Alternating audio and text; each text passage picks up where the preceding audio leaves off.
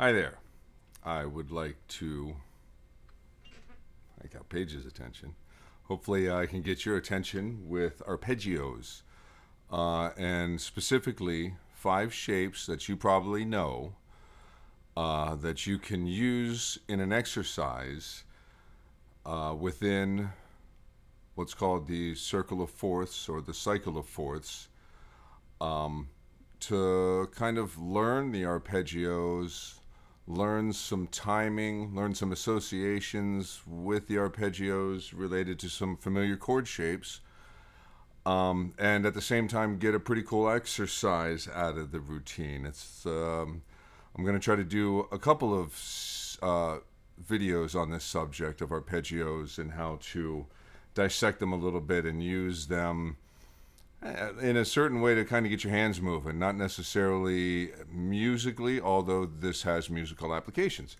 But it's a good exercise. And basically, I'm going to take the 5 caged shapes, and I'm going to specifically start with the E shape. We all know the E major shape. And I'm going to do these, in this episode, I'm going to do all the major shapes and how they move up and down the neck, just within this cycle of fourths. And so we're going to start with the E shape, but we're going to do it here on G. So we're going to start with G major, and then we're going to move to the A shape, but here on C. See, we've moved up a fourth from G to C. And if you're familiar with that phone number, 1, 2, 3, 4, that phone number I've been talking about, every time we get to the 4, though, we're going to kind of consider it a new 1. So this is going to be a way that we are kind of moving from key to key. And you hear this movement a lot. That's the movement of fourths. It's C to F, what I just did, and then F to B flat, or here, and then from B flat to E flat. Here we're going to go G to C, and then our next move is going to be to F. And then we're going to move to, well, that F is going to be the D shape. To continue the shape speech, the D, but we're going to move it here to F. And so I like to think of it like this, like barring, just like the E is barred, just like the A is barred. We take this shape and we bar, and the root note for that is here on the 4th string. So we're going to cover these 3 strings basically and make some major shapes. So the next one is the F shape there, and then a 4th from F is going to give us B flat, which would be here, going from F to B flat, but we're going to start it here with the G shape. So that would be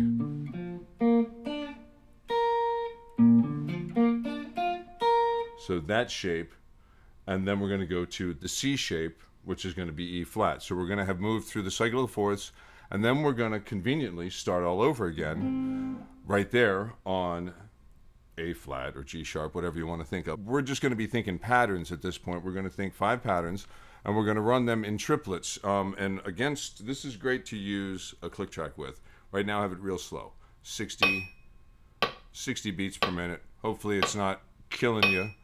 But I'm basically going to use that first ding. That first ding is going to be the 1. And that's where I'm going to concentrate on making sure I have that root. So my first shape, I'll run through this real quick and show you how I end. It doesn't really end, but I'll show you how I keep moving through it. So it's a good thing to kind of count it in your head as 1, 2, 3, 1, 2, 3, 1, 2, 3, 1, 2, 3.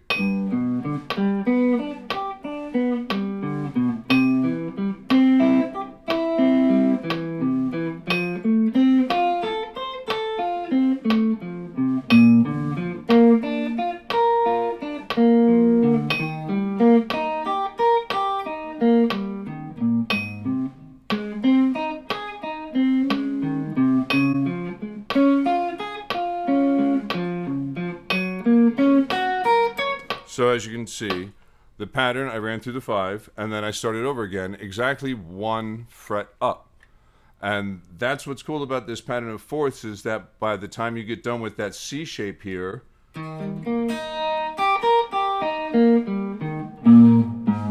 you go down a step here, to the next root of the beginning of the cycle again. This time starting a half step up from where you first started, and it just kind of keeps falling in place. Every time you complete those 5 chords, you come back in a new spot until you've really run through every arpeggio of the major shapes based off of those root positions, you know. And the other ones are really just extensions of that. You know, this shape, that's, you know, that can be found in different places, you know, all over.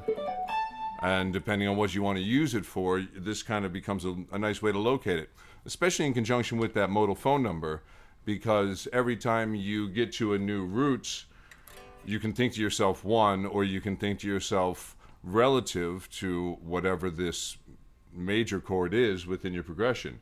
And then with some alterations, you can learn the minors, and you can learn some 7ths and things like that. I think what I'll explore next will be the 7ths, and how I would run that pattern. But let me walk you through this cycle real quick and what happens. So we're going to I'm going to try to get this at a good spot so I can show you what I'm doing. We're going to go across all of the strings, but each one is going to kind of start at a different spot. I'm kind of squunched here because I want to be able to get the neck in my face, my neck and my back.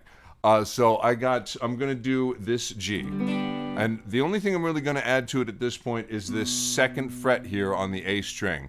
So we have 3rd, 5th, 5th, 4th, 3rd, 3rd within our shape. We're going to turn that into an arpeggio by not strumming it, but by individually playing the strings. And we're going to add this note to it. This is our major 3rd, that G to B move, same as here, but we're going to do it here. And when we get to this 5th fret on the A string, we kind of roll our pinky off and over. And that's our new root again. So now we're going to go root 3 5, root 3 5, root, and that's the 3rd fret, 4th fret. So 5 4 3 3 on your way up, and then back down. And then instead of going to the G here, we're going to move to the 4th, and I'll show you how that times out.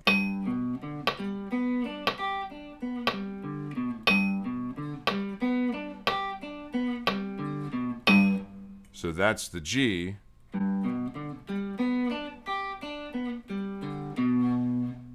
Our next move is going to be, we're going to go from that, and instead of going to the 3rd fret on the E string, we're going to go to the 3rd fret on the A string. And now we're going to make the A shape. The way that you can remember these first 3 shapes is it's the same as the tuning of the first strings, E, A, D.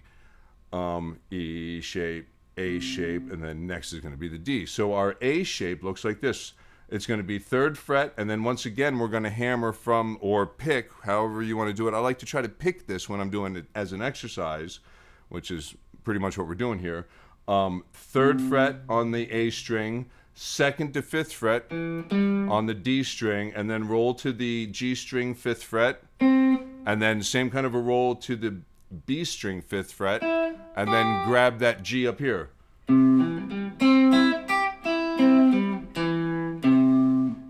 And then go back to that note.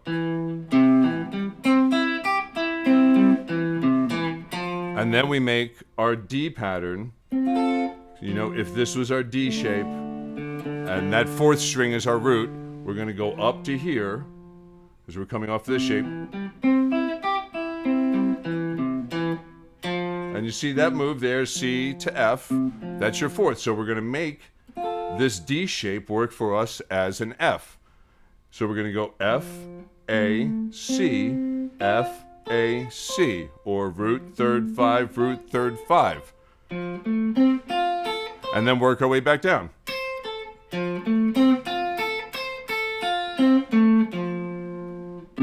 And that right there is the 3rd fret of the A string. And that's the same, that's the 5th. See the octaves there, and that's why it's kind of good to do this in your head as root 3 5, root 3 5, however you can think of it, and then you start to go backwards. Root 3 5, root 3 5, 3 root 5, 3 root 5, and then so our 3 is right here on the E string. That's an A, and we played that note here up here in this shape. So, and the E, we know we can always get away with the same thing. We're going to make our G and our C shapes here. So let's recap real quick. We've gone G, C,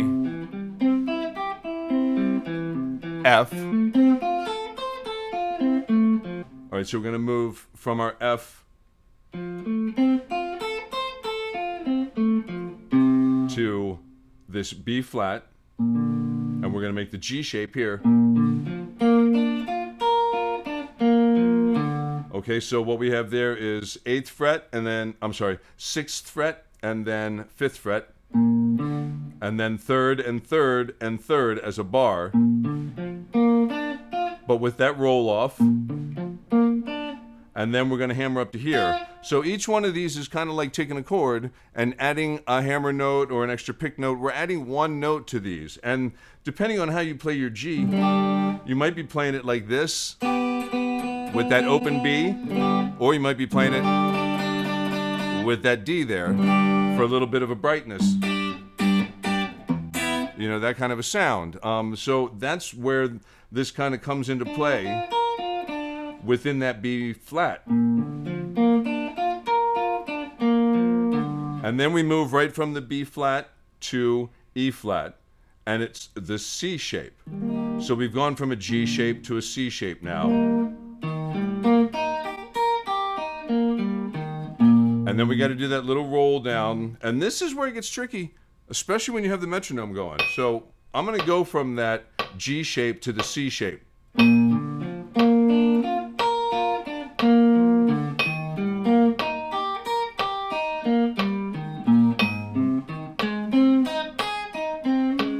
So you can see you kind of gotta, you don't want them to ring together. You're not making double stops. That would be what that is. You're kind of working that out.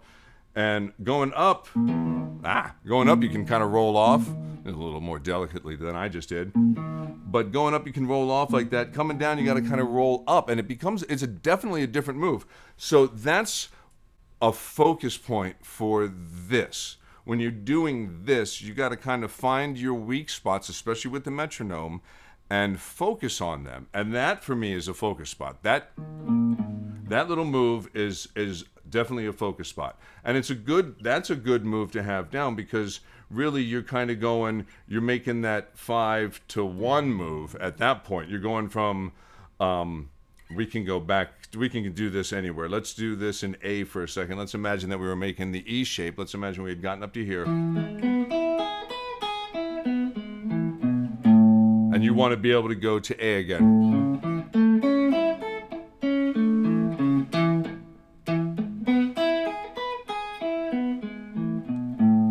So you can see there, just even using that little maneuver of reversing that, it's now when you reverse it, it's a 5th, but going from the E to the A, that way is a 4th.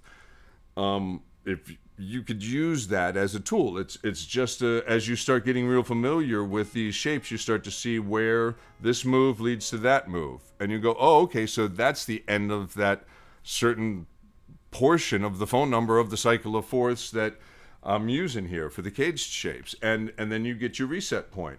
It's a great thing to sit down and run when you're watching TV, but it's better to have a metronome. The reason why I say do it when you have TV, if you're just sitting around and not really thinking about it, use that not thinking about it time to get the shapes under your finger, to get where you're adding that note to make this kind of seamless arpeggio shape. And when you're really concentrated and you have a metronome, that's when you can really figure out, okay, where am I picking funny? Where do I want to hammer on? Where am I choking up on these rolls? And use that time to kind of focus on the technique of it. And then when you go back and forth between the mindless time and the practice time, and then start bumping your tempo up a little bit more.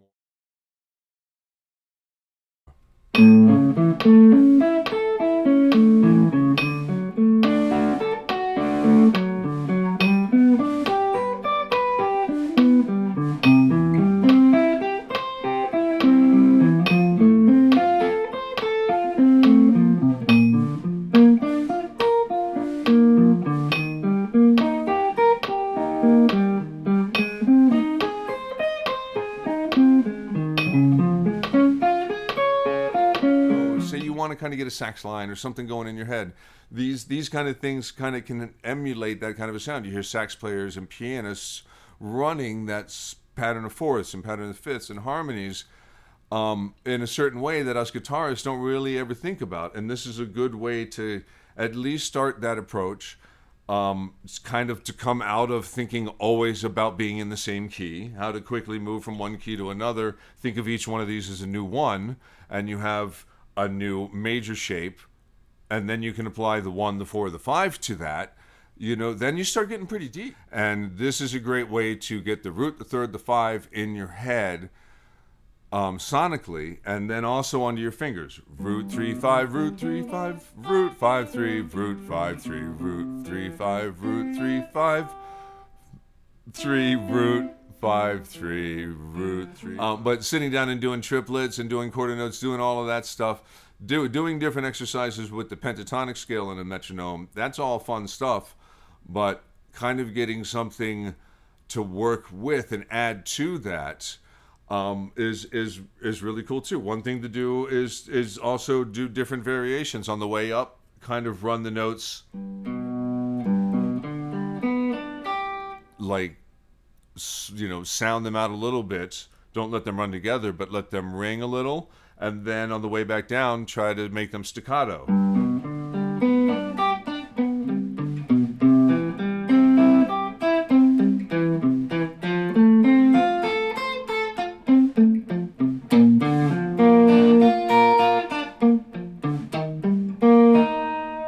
So just different approaches to similar things can open your mind up to taking a new technique.